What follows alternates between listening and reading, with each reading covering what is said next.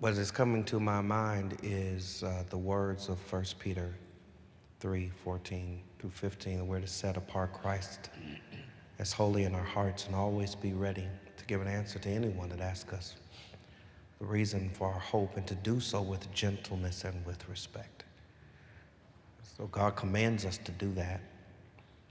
And I think that we should be sharing our faith not out of the expertise, out of our knowledge, but with humble dependence upon divine help.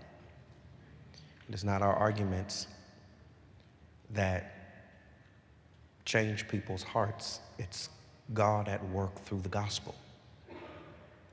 And we who are Calvinists know that we are only saved by grace, which should have a humbling effect on us as we share the gospel. And then secondly, as I say, as we do so with prayerful dependence upon God to change people's hearts. You mentioned John, and what comes to my mind in witnessing is John 3:8.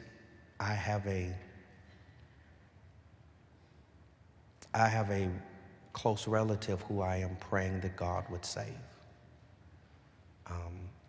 And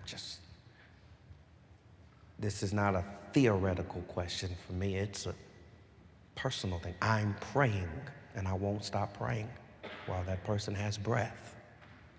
And every opportunity to witness, I want God to help me to be a good steward of.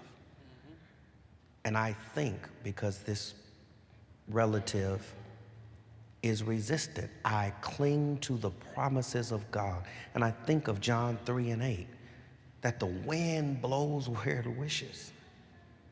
And you hear the sound of it, and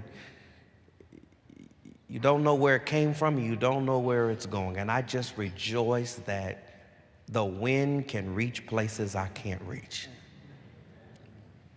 And so with trust in the promises of God, dependence upon God's divine help, and remembering